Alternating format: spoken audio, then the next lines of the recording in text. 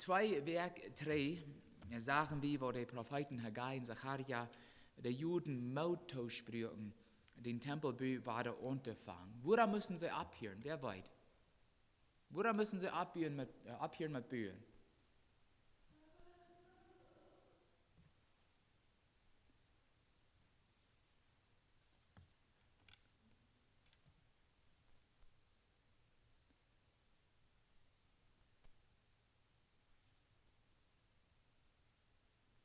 Warum müssen sie aufhören mit Bauen?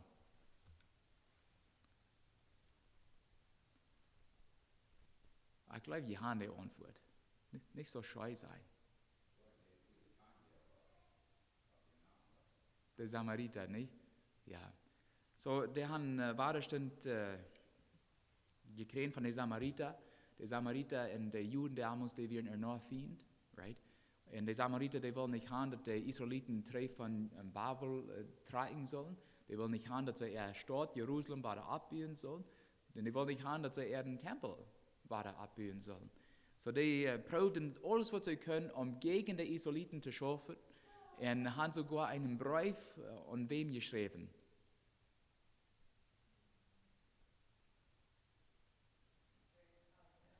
Ja, den kenne ich, Artaxerxes. Ahasverus haben sie auch, right? Die probieren mit jeder König, was nahe kommen will, einen Brief zu schreiben, right? Aber haben aber gleich. But Artaxerxes nun kein. Und dann schreiben auch einen Brief. Und Artaxerxes hat teuer hart für die Samariter ansehen. Und er hat die Bibel neu gekriegt, um zu sein, dass was sie doch sterben, dass die Juden in der Vergangenheit doch gegen Nebukadnezar schaffen, right? Und deswegen Leute Gott, die Israeliten weichschlafen und nach Babylon bringen. So, und wer weiß noch, zwischen wie vielen Jahren mussten die Israeliten abhören mit Bühnen? Oder wie lange haben sie gewacht, bis sie weiter anfangen mit Bühnen? Wenn die das nicht wollten, dort kann ich gut verstehen. Okay? Aber wer war vielleicht dann Ruden, wie lange die gewacht haben? 15 Jahre, ja. So zwischen 14 und 16 Jahren oder 15 Jahren, so lange haben die Menschen gewacht, bis sie weiter anfangen mit Bühnen. Und was deuten sie dann in diesen Jahren, wo sie nicht Gottes Haus bauen deuten? Was deuten sie das? That's right. Die bauen ihre eigene Häuser. Und wir Gott zufrieden mit den Menschen, dass sie ihre eigene Häuser bauen und nicht Gottes Haus? Die wir nicht zufrieden mit an. Und er sagt zu an, komm mal, das worum jene Torschen einmal sind. Je schaffen und je schaffen und je down und je down und jene Pfoppen sind ladig. Das ich segne jene nicht. Mein Haus steht ein Bieter, oder steht ein Bieter, und jene Häuser sind so schmackgebeten alles, und ich kann meinen Segen nicht abjüntloten. Ich will ihn nicht segnen. Und Gott wird nicht zufrieden mit den Israeliten. Und dann schickt er diese 2 Propheten anhand, mit Namen Haggai und Zacharia, und die probten die Menschen weiter Mut, Termotien und Mutterfuten, dass sie weiter anfangen würden mit Bühnen. Und weil wir uns mal proben, an ihrer Show zu tun, right? Ich meine, würde es leicht für die Israeliten gewesen sein, frisch anzufangen mit Bühnen, wenn die König von Persien an bedroht haben, nicht zu bühen? Würde es für einen schwer gewesen sein? War der Anfang? Right? Die hatten vielleicht Angst, right? Am Anfang. Was wollen die anstellen, wenn die war der Anfang wollen mit Bühnen? Wurden die Soldaten geschickt? Wollen die uns weiter festnehmen, uns weiter in der Babel schlafen? Aber diesmal haben sie eigentlich nicht Angst. Sie werden ermutigt von diesen Propheten und fangen an, weiter zu bühen. Und Esra saß, Vers 14 sagt, und die Juden ihre Lehrer büden, so nicht bloß die Arbeiter, die Lehrer, die büden auch, und dort ging busig verweich, wie es die Propheten Haggai und Zacharia, ihre sehen, an am Namen Gottes Mutmücken mit ihr prophezeien. Und sie büden und mücken dort vorig, nur dort Wort von Israel, ihren Gott, und nur die Unordnungen von den persischen Königs Kyros, Darius und Artaxerxes. So dank Gott dafür, die haben endlich können dort vorig merken, was Gott von einem will. Sein Haus frisch abbauen.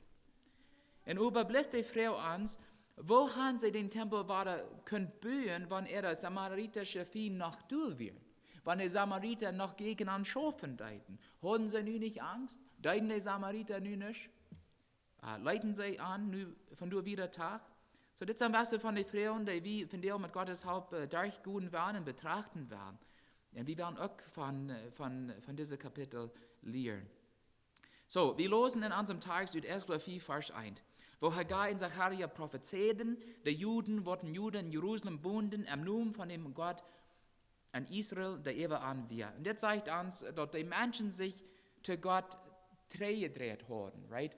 Und dass sie sich gereinigt haben, sonst wird Gott nicht mehr an die Wahrheit sein. Er wird nicht ewig an die Wahrheit sein, right? Zwei Werk, drei Sachen, wie wo die Israeliten Gott verleuten. Und wo Gott unzufrieden mit den Menschen wir. Und nicht treten die Menschen, treten Gott, und Gott kann weiter ewig an sein. In Vers 2 sagt, dann mürken Zerubabel, Schieltil sie sehen, und Jeschua, Josedak sie sehen sich ab und fangen an, dort Gottes Haus in Jerusalem abzubauen, und Gott seine Propheten standen an, wie in unseren Städten an. Wo wunderbar ist das Bild nicht für uns. Das wir nicht bloß die gewöhnlichen Menschen, die Leder, die fangen an zu bauen. Krieg mit den Propheten, ein jeder, der Wort, die können, nicht, um Gottes Haus zu bauen. Die Leder, die entleben und die weisen die anderen Menschen, was das meint, Gott zu gehorchen. Und so wie uns dort feststellen kann, trafen die Juden furz Widerstand. Furz. Wenn so tun sieht, und Dinge Gottes Wort für Gott tun, dann kommt er uns entgegen und er prüft uns im Weich zu stehen. Wir lesen in den Versen 3 und 4, bald darauf kämen Tatenai, der persische Verwalter von der Provinz, und der Wasne sieht Euphrat und Schatarbosnei in ihre Mitarbeiter in Frühen. Wer hat ihnen fähig gesagt, das Haus weiter abzubauen und die Müren abzurechten? Und sie frühen an euch, wo heiten die Männer, was für diesen Bau verantwortlich sind? So die Samariter und die Perser, die wussten, was Artaxerxes anbefohlen hat, dass sie mit ihren Böen abhören sollen. Und alles Tag looten sollen, was sie von ihm waren, hören würden. Und deswegen wollen die Perser nu weiten, wer an die Freiheit gegeben hat, ihren Bau weiter unterfangen. Und sie wollen auch weiten, wer dort Bauprojekt leiten wird. Woran, wo glaubt ihr? Woran wollen sie weiten, wer die Leder werden?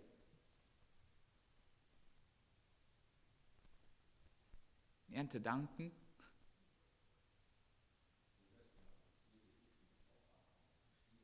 Ja. Ja, und die wollen wahrscheinlich eben anklären, nicht? Die wollen die Nummers haben, und dann die kann nicht sein, wer die Leder wird, dass sie an vielleicht Luther Voss nehmen können. Und wer weit wird. Ja.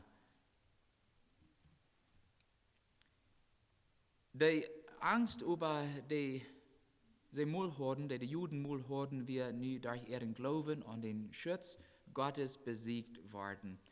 Und Gott wir wirklich weiter ewig an und mit an. Und Vers 5 sagt es, Vers 5, aber Gott hat seine Augen über die Juden ihre Leder, so dass er nicht gehindert wird, but ein berechnet Darius kam und von du ein Brief trägt kam. So Tatenai schreibt dem König einen Brief, und wir werden kurz die Hauptpunkte davon betrachten, und da fingen wir in Esra 5, und dann auch die Antwort betrachten, die König Darius 3 schreibt, und dort fingen wir in Esra 6, okay? So wir werden mit Esra 5 anfangen. Wir lesen dort einmal mit einem Tatenai den Brief und den König schreibt oder geschickt hat. In einem Kommentar erklärt, wer Tatenai wir. Tatenai wie ein lokaler Verwalter, wie es am persischen Recht multfindig so eine Verwalter werden, die aus Satrapen genannt werden. Kann wir annehmen, dort Tatenai ein wichtiger Mann wir. So der hat sehr viel Kraft, diesen Tatenai. In Zerubabel, dort wir der erste Jude, mangt der Juden in Jerusalem, right? Der wir ein Prinz vom Sturm Davids. Das wäre Zerubabel wir. Und der wir auch ein Verwalter, über Juda. Okay? Aber Tatenai stand über an. Und er wir nicht ein Jude, das wir ein Perser. Und das gleich mal 20 von den Männern oder den Verwalter über ganz Persien, den Persienreich, okay? So, der hat über sehr viel Kraft, viel mehr als was Zerubabel damals hat. Zerubabel wir unge arm. Und obwohl Zerubabel unge der Autorität Tatenei stand, wird uns nicht gesagt, dass Tatenei den Juden befiehlt, den Bü abzuhören. Er leitet den Menschen wieder bühen. Er will von den Juden über bloß weiten, woran sie direkt gegen den Königsbefehl gingen. Und Tatenei schien mit ihrer Antwort zufrieden zu sein. Und leitet der Juden wieder bühen. Bat er ihre Erklärung beim persischen König und auch den königlichen Schriften überprüfen können. So er leitet alles Tag, bat er dort wirklich nur prüfen können, zu sein, ob die wirklich die Freiheit haben, weiter zu bühen. Und Tatenei bleibt während dieser Zeit ziemlich ruhig. Er leitet den Menschen Tag. Und ein Schreiber erklärt, dass er so fern gehandelt hat, wie es ein Perser wäre. Das wir das nicht Samariter, was gegen einen Schafen leiden, das wir ein Perser. Alright? So er wird ganz anders gesagt, als die Samariter damals gegen die Juden wären. Und wenn die seinen Brief lesen, dann sei wie wo anders er seinen Brief geschrieben hat, als die Samariter dort 14 Jahre hatten, wann als sie den König Artaxerxes einen Brief schickten. Wir fingen keine zum Beispiel schmeichelnde Wort hier, right? Keine glatte Rede oder falsche Informationen. Tatenei gab einfach die Erklärung, die er von den jüdischen Lehrern gekriegt hat. Zum Beispiel, lass mich falsch nehmen, aber auch für uns lesen. Ich lese für uns 1. 5 von Vers 9 bis 11. Wie überfrühen die Lehrer in Sedente an? Wer hat ihnen gesagt, das Haus zu bauen und diese Mühen abzureichen? Und wie frühen an auch, wo die ihre Nummers wären, wo du verantwortlich verwirren, die abzuschreiben und die Mann ihre Nummers zu schicken. Sie übergeben uns dit zur Antwort. Wir sind dem Gott seine Deiner, der Himmel in ihr gemerkt hat, und wir bauen dort Gottes Haus weiter ab, was er vor vielen Jahren hier gestanden hat, was ein großer israelitischer König abgebaut und fertig gemerkt hat. Und ich denke, ihre Antwort sehr fern hier. Hier so in dieser Vers lesen wir nicht, dass die Nummers erwähnt wurden, nicht, wer die Lehrer wären. Die sagen einfach, dass sie Gottes Kinder wären, right? Gott seine Diener wären und dass sie dort tun wollen, was Gott von ihnen will. Gottes Haus war abbauen. Die stünden taub. Die stünden taub. Und die wollen den König wiesen, dass sie Gott treu wären. Und hier so kann wir sagen, wo anders ihre Anstellung das mal wir als 2 Werk 3, wo sie alles Tag leiten und so viel Angst hatten von den Menschen. Am Rest von seinem Brief beschrift Tatenei historische Berichte, erstens, woran Jerusalem versteht wird, und zweitens erwähnt er auch den Befehl von König Kyros, der den Juden dort Unordnung gab, eine Hüse treiben in Jerusalem weiter abzubauen. So, er verteilt ein bisschen die Geschichte, wo das damals ging, woran die Juden von Babel eine Hüse können und was sie dort tun sollen. Und dort ist wichtig zu wissen, dass dieser historische Bereich von den Juden ihrer Perspektive gegeben wird. Right? Er schreibt einfach die Werte, die Juden ansehen. Okay? Und zum Beispiel zitiert Tatenei in Vers 12, 1. 4, Vers 12, wo die Juden daran Schuld hatten, dass Jerusalem von den Babyloniern vorgenommen und verstiert wird. Das sagt, über uns unsere Führer, den Gott im Himmel eierten, dann gäuf er an Nebukadnezar, dem Chaldäer-König von Babel, seine Gewalt. Und er verstiert das Haus und verschlabt das Volk der Babel. Alles gestimmt. Und dann in Vers 17 sagt Tatenei, wenn dem König dort gefällt, kann er an dort königliche Schatzhaus nur siegen luten, oft dort von dem König Kyros als eugeordnet worden, das Gotteshaus in Jerusalem weiter abzubauen und an seine Meinung darüber zu schauen. Und das Krieg, was König Darius auch getan hat. Er leitet nur sein, und der Hieser, wo die Geschichtsbücher einmal abgewahrt werden, zu sagen, ob das wirklich stammen deit. Ob das wirklich stammen deit, dass König Kyros der Juden damals nicht bloß losleitet, aber auch der Erlaubnis gab, Jerusalem weiter abzubauen und ganz besonders Gottes Haus weiter abzubauen. Und die sagten alles nu, und wo sie gedacht hatten, dort Bücher zu finden, haben sie den nicht gefangen. Und dann übersagt die Bibel uns, und du wart an der Strecke versichert steht 8 Meter, Dort, als wurde der König den Sommerpalos Sommerpalos wir, und dort wir am Medien. Und du so wie auch ein Haus, wo Strafrollen zu finden wären. Und du so an dort Haus haben sie Krieg dort gefangen, was die Juden taten sehen. Den Befehl von König Kyros, dass die Juden nicht bloß treten können, über Jerusalem weiter abbauen können und Gottes Haus weiter abbauen können. So dort hat alles gestimmt, Krieg, was die Juden taten am sehen. Und in Vers 3 bis 5, Esra saß Vers 3 bis 5, dort wo wir das fingen dann, und in Vers 4 sagt sogar, und die Kosten für den Tempelbu sollen von der Regierungskosten gegeben werden. Okay? Das wird König Kyros damals schreibt an sein Roll. Dass die Juden tragen sollen, Gottes Haus weiter abbauen sollen, und all die Kosten sollen vom König seinen Geld genommen werden. So, der König selbst wird für all die Kosten tun, was dort fehlen wird, Gottes Haus weiter zu bauen. Und das ist, wenn ich reise, das erste Mal am Buch Esra, wo das erwähnt wird, aber hier werden die Kosten von den Juden selbst betont. Aber hier so sagt es was anderes.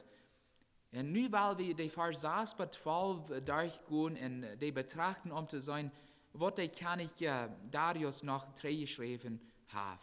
Okay? An seiner Antwort gab König Darius 3 Hauptbefehle für den Tempelbau in Jerusalem.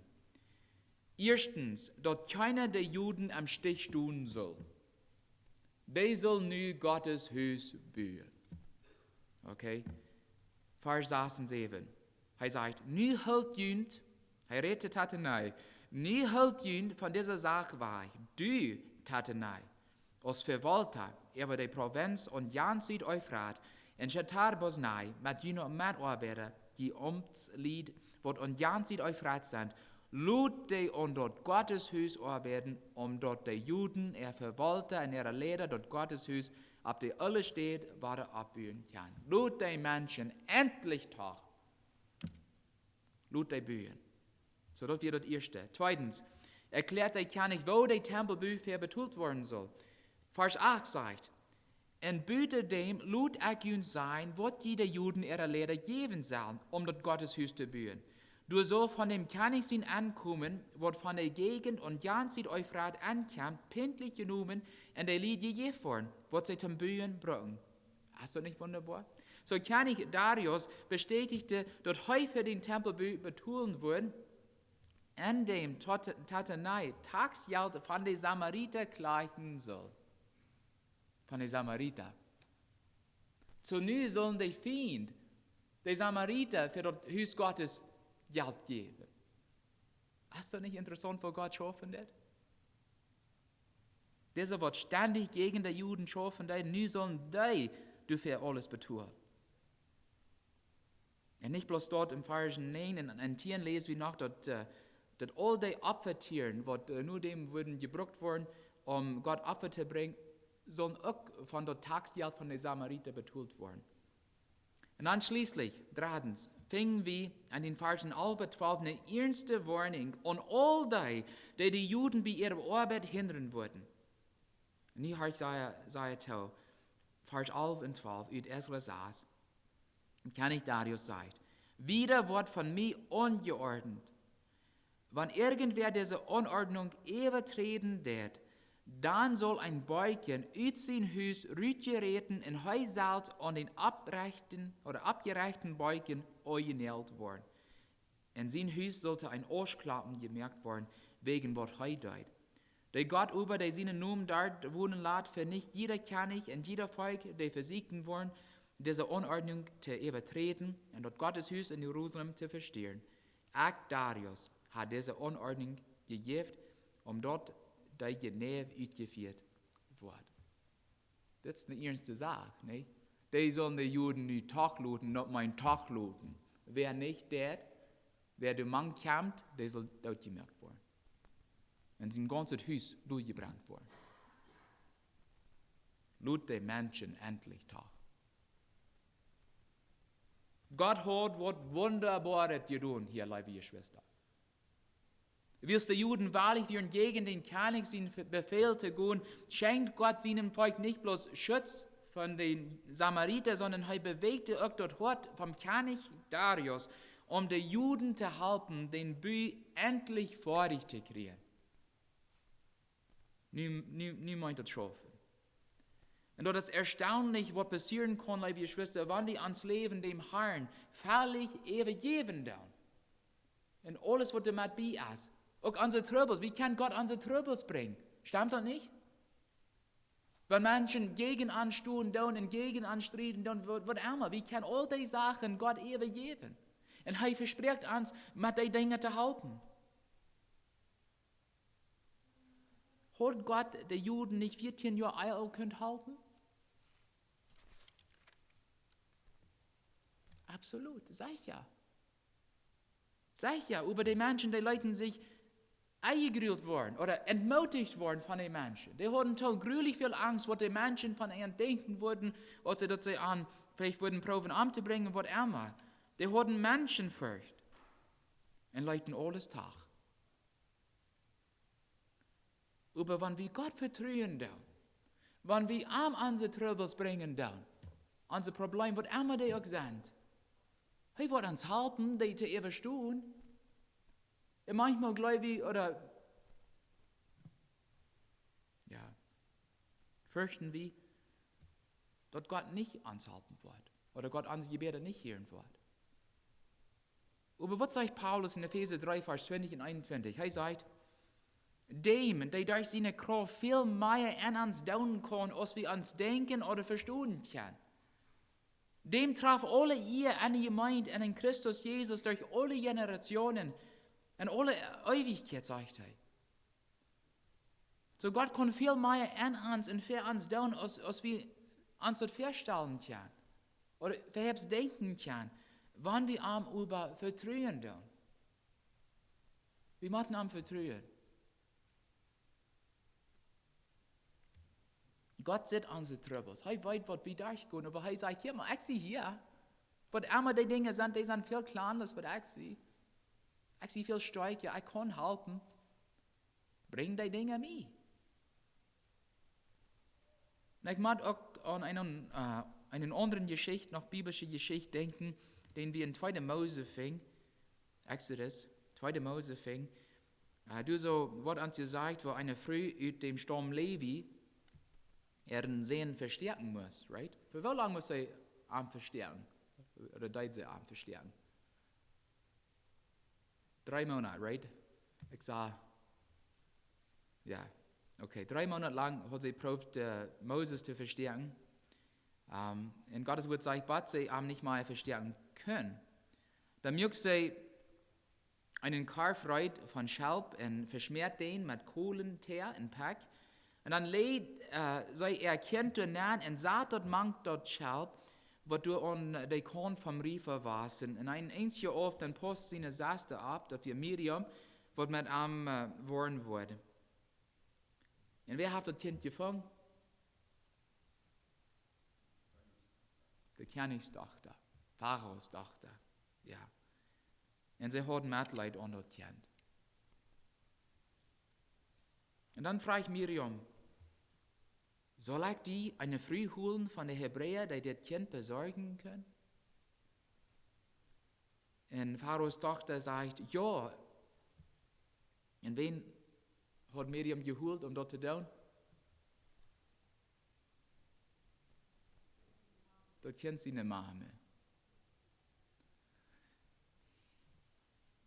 Und als die Mutter dann kam, dann sah dem König seine Tochter zu Art, nahm das Kind und besorgt dort für mich, ich will die dafür betun.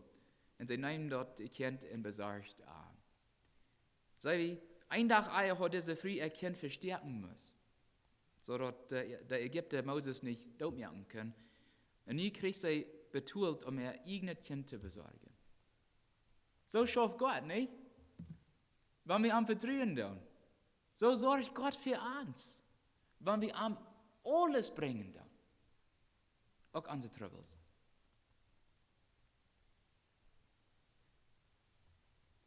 Gott kann viel mehr an uns tun, als wir uns denken oder verstehen können, sagt die Bibel uns. Wann wir ans Leben luten. Und das meint, wenn wir Troubles haben, die anbringen. Als Eltern, wenn unsere Kinder durch schwere Tiden gehen und Troubles haben, und die Eltern, die niemals von vertellen oder niemals sein tun, gleich wie dort als Eltern, gleich wie dort, wenn unsere Kinder proben, ihre eigenen Troubles durchzukommen, der uns weiß, dass sie uns nicht vertrauen tun. Wie kann die helfen? Wie kann die helfen? Dann kriegst du erst mit Gott. Gott sieht, wo wir proben, unsere eigenen Troubles durchzuschaffen und zu quälen, und dort schafft es schlecht. Und er sagt, ich sehe hier, ich habe jünd Leib, die weiten nicht, was ich für jünd alles tun kann. Und Gott kann viel mehr für uns tun, als wir dort uns dort verstehen können oder denken können. Er kann helfen. Er will helfen. Und wofern würde nicht gewahr sein, wenn die drei Siedler in Jerusalem dort auch am Anfang gewusst hatten. Gott hat an könnt helfen, den Tempelbu 14 Jahre Eier vor dich bühen. Und wenn sie gegen den König seinen Befehl gehen müssten, wird Gott an geholfen haben. Dort spielt keine Rolle, wo groß und stark unser Feind oder Hindernisse oder Troubles manchmal schienen zu sein, mit Gottes Hilfe kann wir die verstehen. Seine Wege sind viel besser und gerade als unsere. Und wir müssen einfach vertrauen, dass er weiß, was er tut und er uns helfen wird. Was er von uns verlangt, ist ein starker Glauben und Arm in seine Versorgung, in seine Schutz, und dass wir ganz vertrauen dürfen. Alles Hand geben dürfen, auch unsere Troubles. Wenn es heute kann, was Wunderbares in unsere Troubles merken. Glauben wir dort? Er kann. Da wird er glauben. Amen.